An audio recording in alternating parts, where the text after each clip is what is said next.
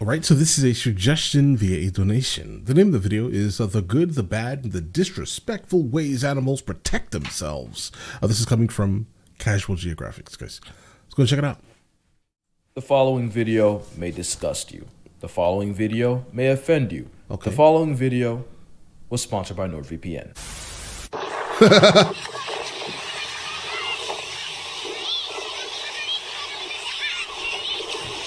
That guy deserves an award.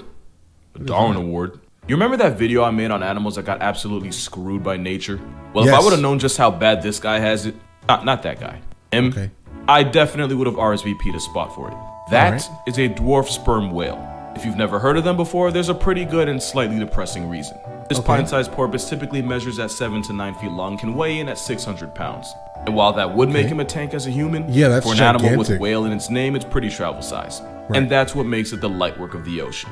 The thing is, being plus size works for whales since they're too massive for anything to be a legitimate threat to them. Anything that isn't a malicious equality dolphin. And being small for a whale makes you the perfect candidate to be an orca's source of protein. Dwarf sperm whales also regularly get meal prepped by great white sharks, and can even get griefed by a bold enough fur seal. With the ocean being the gauntlet of disrespect it so often is, it almost makes sense when dwarf sperm whales beach themselves. That and the fact that with its sonar not working in shallow water, the whale basically goes blind and as a result panics. So much so that they often factory reset themselves to heart failure. And this kind of thing happens a lot more than you'd expect. To the point where most of what we know about this dwarf whale comes from the individuals that beach themselves. And obviously nature felt bad for this eternally screwed cetacean since nature gave it a secret weapon. Dwarf sperm whales are equipped with a sac near its anus filled with reddish brown fluid that I've been told looks a lot like chocolate syrup. So far no one's been brave enough to see if it tastes as good. When this pressed porpoise feels threatened, it'll release its Hershey-flavored contingency plan the same way a squid might do with ink. The idea being to confuse a predator long enough to escape to get put on a shirt another day. What looks like a blue whale's time of the month is actually a dwarf whale matrix ducking death. Although admittedly it doesn't take you very far if you proceed to skull check a rock in the process. In a world where death can be waiting at every corner, animals had to get creative to live long enough to make more of themselves. You can be a turtle and carry your personal panic room on your back. You can equip yourself with spines and quills to make sure if you go down, you don't go down alone. And if you're a predator, staying camouflage can ensure your victims never see you coming. Did you see him? I hope so, because he sees you. Being able to go real life incognito is important in the wild, but just as important on the internet with your precious data. Which is why NordVPN creates an encrypted it's like a real sponsor your for real? identity by hiding your IP address. Hiding my IP address is exactly what I needed considering what I had to do to my search history for certain parts of this video. You'll know it when you see it. NordVPN allows you to connect to one of thousands of different servers into 60 different countries. Guys, that first one, if you wanted to watch SpongeBob. That first one though, like as of right now, okay, yeah, it feels disrespectful because most likely that sack is full of just like liquid, stuff, guys. All right, that comes out of the back end. Okay. Before it became televised ADHD, if you can't watch it in your country, just know Australia never. And with NordVPN's threat protection, you can be safe from ads, trackers, and malware. So it's basically risk-free. Unfortunately, risk-free is something that applies to zero aspect of this whale's way of life. And when you play the game of life on veteran difficulty just by playing it in the ocean, you have no choice but to get creative. Just ask the hagfish. One of the most vile things in the sea. The hagfish diet consists of all the things society would normally bury or flush down the toilet. And that can involve burrowing itself into a rotting and possibly diseased corpse and eating its way out. Anything with a meal plan like that probably isn't something you should think about eating yourself. Unfortunately, most fish don't have a thought process. Which is why when stressed and pressed, the hagfish will produce a bucket's worth of slime as self-defense. The end game to trying a hagfish is the very real possibility of suffocating as the slime clogs the gills, and the fish that thought it scored easy calories now chokes to a flatline. In 2017, a truck carrying hagfish crashed, and the hags worked enough slime to turn the highway into final destination. It's like a Mario Kart item that just slipped past the sensors. Pun intended. And for those of you questioning what a gang of goo guppies was even doing on a truck, well, apparently the hagfish is a delicacy in some places. He's a stronger person than me, that's for sure. Don't bother asking why, no answer's satisfying enough. People also eat cucumbers. And I don't just mean the underage pickle. I'm talking about the sea cucumber.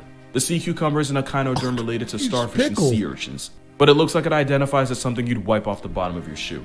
And ironically, that's exactly the kind of stuff they eat. This bottom feeder inhales everything from the literally bottom feeder dead, disease, and decaying to the stuff that's already passed through another animal's system. Yeah, bottom feeder. That's a double meaning for you. And like the hagfish, the sea cucumber has some of the weirdest forms of self-defense you'll ever see. Exhibit A, anal teeth. You didn't think you were going to hear those words when you woke up today, but honey, it's happening. And it is exactly what it sounds like. And it's all because some species of fish like the pearlfish will use a sea cucumber as a protective bunker. And they do this by turning its south exit into a double-lane highway.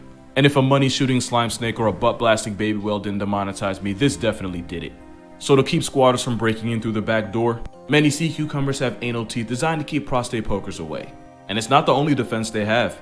Most predators will ignore the sea cucumber as a dinner option thanks to the many forms of toxin they have. And when threatened, the sea cucumber will release some of the poison out its lower half as an appetizer. Right. And somehow that's not the weirdest thing that can come out of a cucumber. Okay, go ahead. Because as a last resort in the face of certain death, the sea cucumber will respond by ejecting its internal organs fresh out of its anus in a display that's guaranteed to traumatize any predator that messed around and as a result found out. And like its cousin the starfish, the sea cucumber has the ability to regenerate any organs it negotiated in the heat of battle. And best believe they abuse it. You've never seen an animal weaponize its poop chute like a sea cucumber. Actually, you have. If you've seen the honey badger, you can find this felony ferret's face on the Mount Rushmore of disrespect.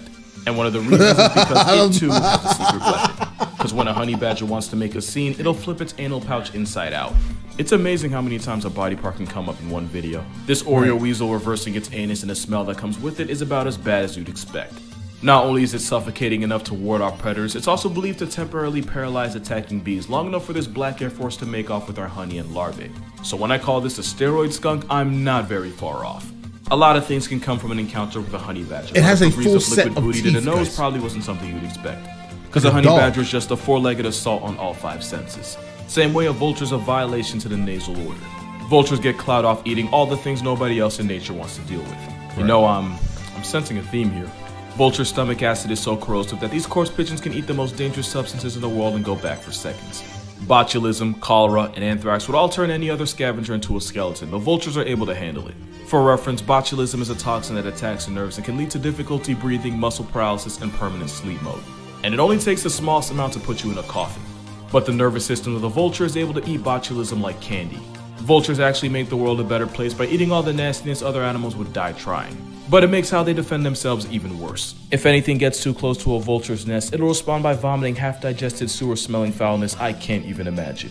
Or maybe I just don't want to. Normally they do this only as a distraction. But if any of the violation marinating inside them gets in your face and eyes, it's not going to be a good time to be alive. And there's never a good time to be around this bird for the same reason. Now I can confidently say I've made it abundantly clear that I don't approve of anything this morally bankrupt graveyard goose stands for. If Happy Feet were Shawshank Redemption, these birds would have been the sisters. That might be a dated reference, but considering what I'm referencing, maybe it's a good thing if you don't get it. Something about their eyes steals the joy from my soul. Petrels are the freeze-dried vultures of the southern seas. Okay. Its diet of the dead, decaying, and downright disgusting is why sailors also nicknamed it the Stinker. And as you can probably guess, nesting petrels will defend themselves by projectile vomiting the contents of its stomach. And unlike vultures who do it as a distraction, petrels will actively aim their spray at the face and eye, since not only can it blind a potential predator, it's so acidic it can eat away at the waterproof coating of feathers. Doing that to a bird that has to swim for a living is like clipping the wings off a Cessna. It's a dick move of the highest order. And if you take a petrel's stomach oils to the face, people several miles downwind will be able to smell how your day is going. And while the smell does wear off, the emotional scars of witnessing what this lizard does last way longer. The horned lizard is a fearsome, intimidating dinosaur that time left behind. Or at least it would be, if he wasn't only 4 inches long. And there's nothing wrong with that, it's perfectly average, and I'm sure he has a great personality anyway. But personality doesn't save him from basically being a dinner roll of threats like wildcats, coyotes, and occasionally is that average? So when its life is in danger, the horned lizard does something so drastic that I'm gonna go ahead and put this right here to give you time to mentally prepare yourself. The lizard takes aim and shoots blood right out its eye. And while the coyote takes some time to reevaluate his life choices and whether or not he should get tested, the bloody lizard slips away to become someone else's life lesson. Not only does squirting its own Kool-Aid confuse mammalian predators, it also tastes bad enough to make them decide it's not worth the calories. But as for why it has to be out of their eyes, I do not know. Why not? Right? But honestly, if a pupil period is how you want to live your life, who am I to judge? And even though you'd expect this bloodlusting lizard to be an Australian citizen, it's actually found in the American Southwest. For your daily dose of Australian nonsense, look no further than the stropherous gecko. Similar to the horned lizard, this tiny gecko would normally be free calories for any predatory bird that happens to snatch it up. But of course, this gecko has a comeback. Despite what I'm about to tell you, I can assure you that wasn't a pun. Instead of blood, the gecko releases a foul-smelling, bitter-tasting fluid from its tail. And like with the lizard's blood, the gecko's money shot is rank enough to convince most birds not to eat it. Alternatively, mixing the fluid with ammonia produces a highly flammable substance, and my condolences to the family of whoever had to find that out. These geckos are so confident in their secret weapon that they'll often bask in the sun in shrubberies in broad daylight in clear view of predators. Most geckos avoid conflict by being nocturnal. So this one exposing itself while also having no venom or spines means you're looking at a cocky lizard. Especially since even though it is foul tasting, the fluid by itself is technically harmless. Which you can't say about the tomato frog. In the wild, this frog is only found in one place, and that's on the island of Madagascar. Okay. Unfortunately, that means it also shares an area code with over 80 different species of snakes, most of which have no problem putting a frog named after a fruit on a grocery list. Okay. But of course, this bite-sized frog ain't the easy lick it looks like. When a hungry snake on the hunt starts looking at this frog the wrong way, it'll puff itself up and inflate to make itself look as intimidating as possible. If that and the fact that this frog shares a color scheme with a red flag doesn't work, it moves on to plan B. As soon as a snake makes contact, the frog releases a sticky, glue-like substance from just under its skin. Not only is the glue an assault on the tongue, it also irritates the inside of the snake's mouth. And if the snake's too stubborn to let go, it can end up getting its jaws gummed together for a couple days. Long enough for the snake to tell his friends what happened. But it's not just snakes that can get a life lesson. A lot of people will keep this affiliated Kermit as a pet, which is fine, except if you handle them for too long or stress them out in any way, you can end up getting glued, and occasionally it can trigger an allergic reaction in people. It won't kill you, but it's why owners are advised not to try and handle this frog. And for mental health reasons, you shouldn't handle the hairy frog either.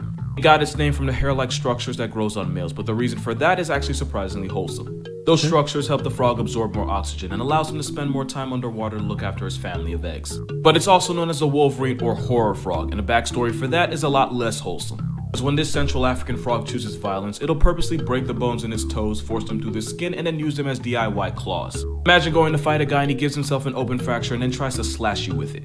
The bones do heal and the tissues eventually regenerate, but the mental image it inflicts on anyone involved stays with them for life. Yeah, that's claws themselves might not look that guys. bad, but if we solve conflicts by Anderson Silvaing ourselves, world peace would be our only option. If you don't get that reference, you're one of the lucky ones. But if snapping your own bones and using them as weapons wasn't metal enough, one ant somehow managed to take it a step further. Because when the Malaysian Calabasas Saundersy colony is under attack, as a last resort, a soldier ant will violently contract its abdomen until 2 poison-filled glands explode. These ants full-on kamikaze themselves, while also taking out any enemies caught in the toxic blast radius. The glue is acidic, corrosive, and strong enough to immobilize attacking ants. And while turning itself into a tactical puts the soldier out of commission, its sacrifice can possibly save its entire colony. Because if the invading ant colony wins, they'll murk the queen, steal all the food, and even capture some of the soldiers from the losing side and keep them as slaves. Which is why if it gets to that point, this ant will self-destruct for the good of its colony. But also why if ants were human-sized with nuclear weapons, they'd probably end all life on Earth in a week. And that's going to do it for this video. I can see For more consistent content and daily uploads, be sure to follow me on Instagram and TikTok. And to watch these videos before I post them, consider becoming a patron on Patreon. And if you haven't pre-ordered my new book yet, go ahead and do that for me too. There's also an audiobook, so short attention span or being illiterate isn't an excuse. Absolutely. Shameless plug aside, be sure to drink water, hug your mother, be glad you weren't born an ant, and I'll see you in the next one. Alright guys, so here's the thing, okay? I don't think we need horror movies. As we have been learning about these animals lately, I can definitely tell you right now, the animal kingdom itself is a horror movie. I honestly thought that humans were the worst things that have ever happened to the planet, but apparently no. These animals are terrible, guys. All right? Back to back, just absolutely terrible. Oh, gosh, guys. Where's this? What is it called? Hold on. All right. The sea cucumber, I've known about the sea cucumber. It looks like a cucumber, but it's in the sea. I didn't know anything about the other stuff. Thank you for telling me all these things. I never want to see one of these in my life now. The honey badger, I know of a honey badger because it's like a firearm in one of the video games that I used to play years ago, and that was like the best one, right? You always had to go chase the honey badger, but the honey badger is apparently an animal. Okay, so that's that. What else we have here, guys? The first one, no, the hagfish. Are you eating hagfish? And they look like that, and they released that. Oh, I'm just disgusted, guys. All right.